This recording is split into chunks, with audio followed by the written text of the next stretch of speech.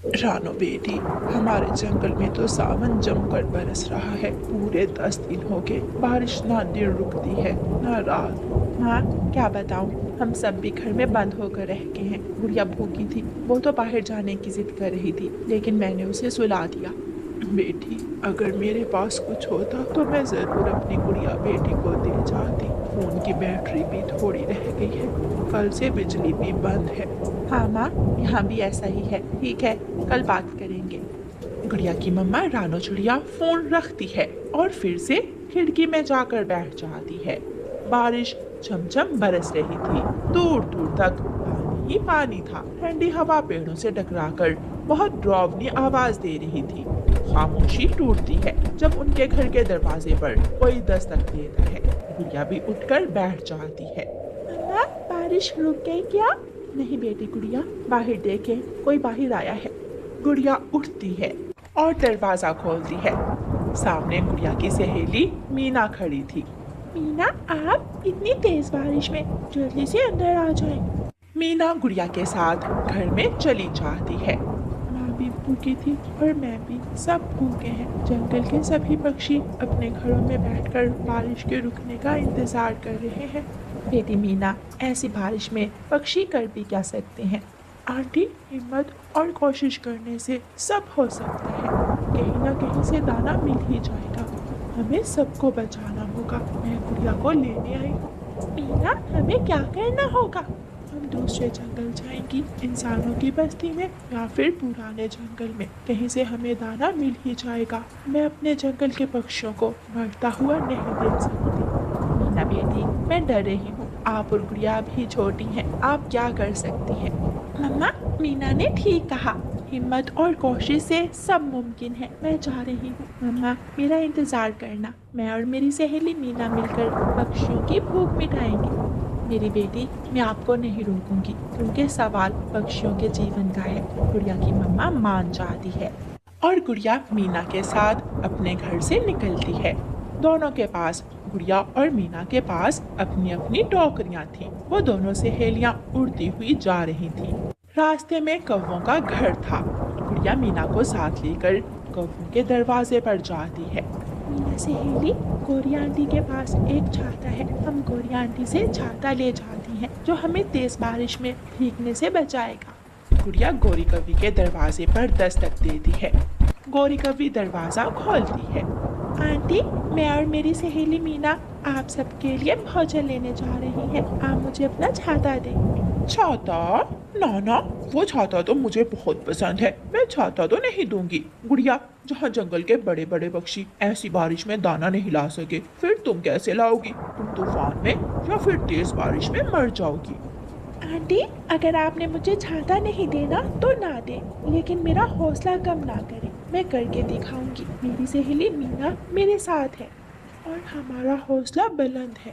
वो दोनों सहेलियां फिर से उड़ती हैं। बिना छाते के उड़ना और तेज हवा से टकरा कर उड़ना बहुत ही मुश्किल था, लेकिन गुड़िया और मीना किसी भी मुश्किल से लड़ने को तैयार थी। वो सबसे पहले पुराने जंगल में जाती हैं। पुराने जंगल में हर तरफ पानी ही पानी था।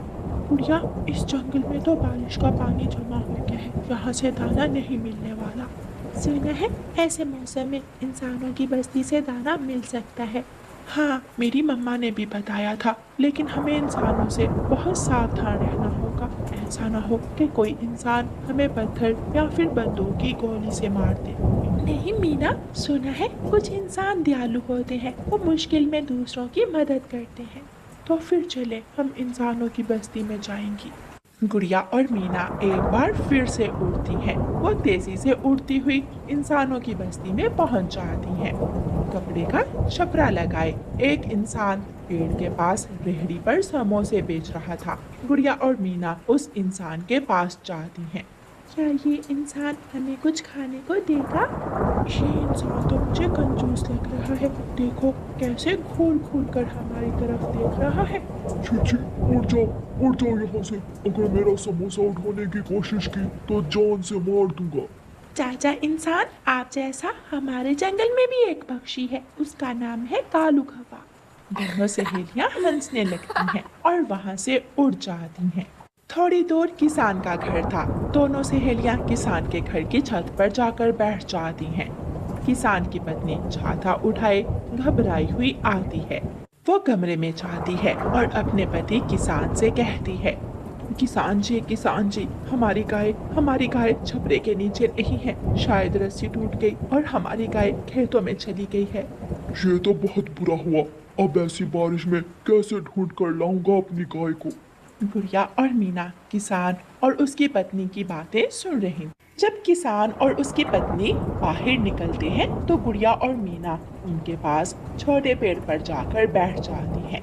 चाचा किसान, हम आपकी मदद कर सकते हैं। हम ऊंचे आसमान में उड़ते हुए आपकी गाय को दूर से देख सकती है, लेकिन बदले में आपको हमें दाना देना होगा। विश्वास करें, हम सब पक्षी बहुत भूखे हैं। जंगल में कई दिनों से बारिश चल रही है। छोटी चिड़ियाओं, लाओ अपनी टोकरियां मुझे दो और आप हमारी गाय को ढूंढ कर लाओ। मैं आपको जी भर के दाना दूंगी, इतना दाना कि आप सब खा सकोगे। गुड़िया और मीना अपनी अपनी टोकरियां किसान की पत्नी को देकर उड़ती हैं। वो ऊंचाई में जाती हैं। वो इधर उधर देखती हैं। वो थोड़ा आगे जाती हैं। किसान की गाय बिजली के खंभे के पास खड़ी थी। गुड़िया और मीना जल्दी से उड़ती हुई किसान की गाय के पास जाती हैं। गाय माँ, आप यहाँ खड़ी है और आपका मालिक किसान आपको लेकर बहुत परेशान है।